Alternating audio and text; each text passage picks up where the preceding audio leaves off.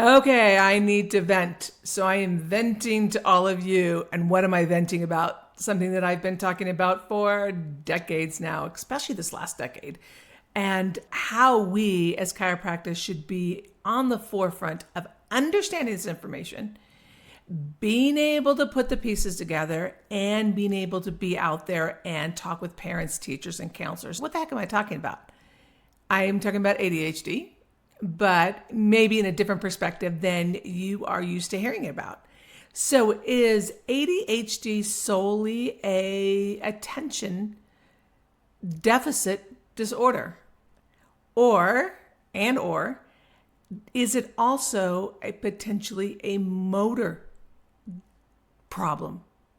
A disconnection, obviously, between the brain and the body and the brain. But what does the motor component have to do with all of it? Let's put that together for you.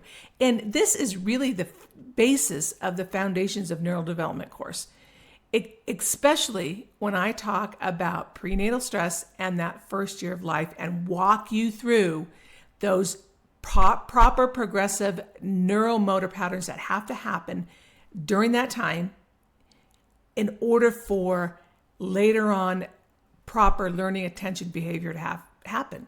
Okay, so it's all over. It's from pillar 1 of that amazing class to pillar 6.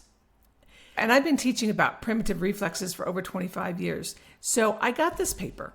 All right. And I was reading it, and I halfway get excited and I halfway get a little ticked off, because I get excited because it's like, yeah, everything that I've been saying for 30 plus years is right here. All right. And then I get halfway ticked off because it's like, why isn't this information out in the general public? And why aren't we as a profession talking about it? So here we go. All right. So what they basically did is they look at motor skills and the ability that they're learning, how well they were able to learn in a school-age child, and primitive reflexes. So yes, we tie, and in my foundations class, I tie neuromotor patterns with primitive reflexes, how to naturally integrate them in the first year of life. And then why is chiropractic so amazing in this whole triage of things that they're concerned about in this paper? Okay, so what they found, there were 73 students and 40 boys, 33 girls. And essentially what they found was that they lacked core stability, basically balance and coordination. They lacked in balance and coordination. So they did some basically heel toe walk, chicken walk, very basic screenings that you can do in 2 minutes in your offices. And that is all in our Foundations of Neural Development course. So go through your pillars, your 6 pillars. It's all there for you. And then they also tested cross-lateral movements, like marching and crossing opposite arm across opposite leg. All right. And I go through all this. There's actually a video in your Foundations course going through all of this in your sensory motor exam. So I lay it all out for you. And I actually, in that video, it is with a child that is struggling. So you can see the deficits in real time in those videos. So watch them. They're a gold mine. Okay. So that's what this paper looked at. And then they looked at primitive reflexes.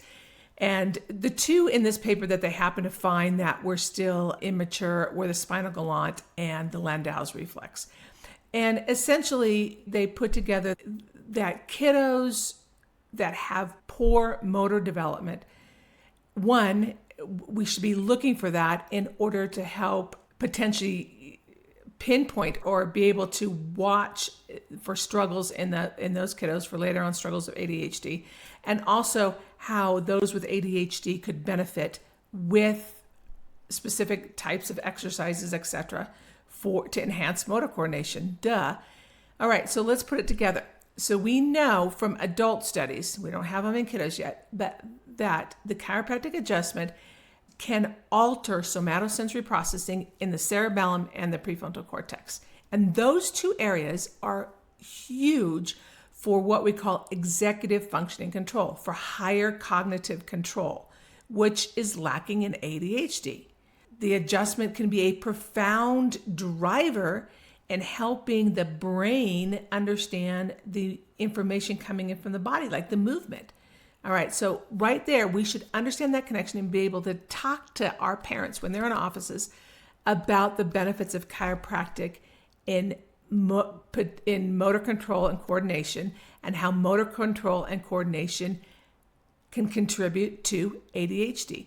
Then next, so we said that the chiropractic adjustment can affect sensory motor processing in the cerebellum and the prefrontal cortex.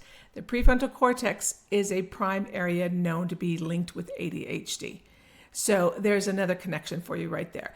Now, when the prefrontal cortex isn't online, when it's not up to par, when it's got some weaknesses, some struggles, and remember, it's all neural circuits, because the cerebellum and the prefrontal cortex, I'd say they're like brother and sister. They grow up together, they talk to each other.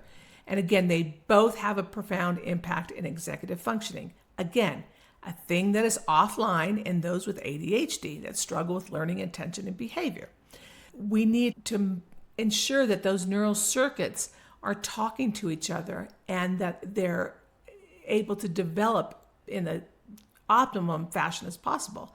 Again, that starts in the first year of life. So pillar 1 of this program is hands down phenomenally important. So you need to know that and understand that material. And then we got to look at other things that can be associated with primitive reflexes. If the higher order, higher cognitive area of the brain isn't fully developed or is lacking in some fashion, we will default back to our primitive brain, i.e. primary or primitive reflexes, especially in times of stress. So you have a kiddo that is having trouble at school, sitting still, learning attention, behavior, getting in trouble all the time, whatever. Is that not going to be stressful? Of course it is. So that alone can flip off that prefrontal cortex, and innately they're going to drive back to what I call drive them back to the stem, be stuck in the stem, stuck in the brainstem, and reactivate those primitive reflexes. So you can see, sometimes you can see those reflexes are active, especially in times of stress. And sometimes you might evaluate them in your offices and you're like, okay, they don't seem that significant. But you need to look at the situation at the time that they're in your office. Balance, coordination, cross-crawling, crossing the midline, retain primitive reflexes, vertebral subluxations can drive all of this, dysregulate the function of the autonomic nervous system, dysregulate those neural circuits, and this is what we're going to find in those kiddos that are struggling. So hopefully you find this interesting. Again, we need to dive in, dig in.